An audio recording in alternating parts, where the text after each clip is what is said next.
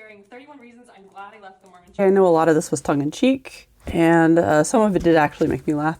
I feel like this is kind of a summation of what most of her videos are like anyway. You don't have to listen to men because they are priesthood holders.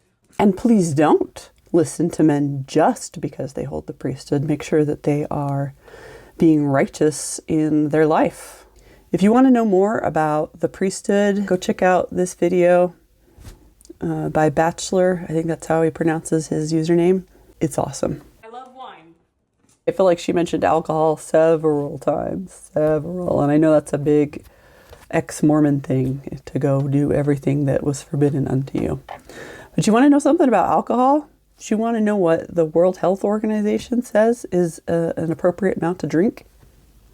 Zero.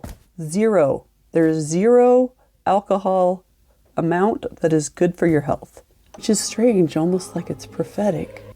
Anyway, as we're coming to discover with science, it's not good for you. I don't have to imagine being a polygamous wife in heaven. She's worried about being a polygamist wife in the next life, which is not in our doctrine. I don't think we really understand about the afterlife, and I'll give you my biggest reason. I have 2 people in my family, 2 women, who are sealed to 2 men. And you can be sealed as a woman to as many men as you are married to. I think there's a lot more that we don't know about the afterlife coming from an insider perspective. And what the church teaches, if you want to see above, is that this is the standard. Monogamy is the standard. I don't have to talk about Jesus on my social media accounts. Weird flex, but... I never have to clean the church building ever again. Okay, fair point. I don't love cleaning the church either, but it seems kind of like a classist privilege argument to make. If we're cleaning the building, the money that we're so concerned about giving to the poor can be used for other purposes aside from hiring a janitor. My children will never have to serve missions. Wouldn't it be super ironic if her kids did serve a mission?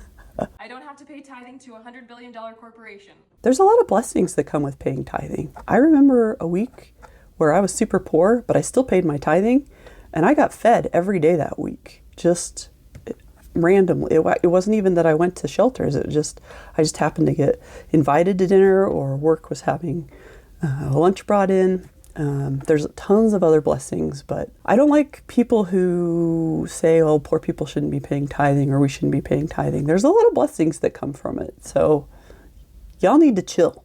I don't have to ignore church history. Why were you ignoring it? Shouldn't you have been paying attention? I mean, I've read church history.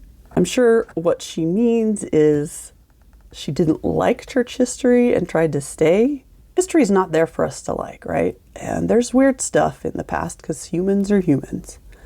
But I think if you take the time and you really study and learn about what the circumstances were at that time and why they did certain things, you won't be bothered. There's a lot of us that think this way. I can make choices for myself instead of asking God first. What does the all-powerful creator of the universe know about our lives? Last one. I don't have to belong to a church founded by a pedophile. The pedophile thing is dumb. It's dumb. 14-year-olds. Do you want to know what the age of consent was back in Joseph's time? 10. In Delaware, 7. What was up, Delaware? And then let's talk about the life expectancy age, okay? Maybe 46 at best. 40 on average back then. So if we're talking about half of your life, if you're expected to live 40 or 50, I don't know, that's 25, your midlife. So a quarter life would be like 15, right? Not so weird. Is it weird today? Absolutely. Our kids are not in any way probably ready to be even getting married at 18, let alone 14. And we can't view the past with the future standards because it's different. It was different back then. It's weird now. I agree. It's 100% weird now, but it wasn't weird back then. I am not saying that she didn't have her experience. She had her experience and she didn't like it, and that's okay. And she's allowed to think and believe that way. What I'm weirded out by is that she keeps coming after this church that she doesn't like. It's like obsessing over your ex forever and ever and ever. She probably needs to go get counseling and just like put this behind her and find her happiness, because I feel like digging up these old wounds for her, she's never going to be happy. She's allowed to have her experience. I just disagree with the way she portrays things in general, okay? Like, if she said, this is my experience and I didn't like it, if she was framing it in that context, that would be fine. But she's kind of trying to frame this as, or at least it comes off as, this is how everyone's experience is, and that's just not the case.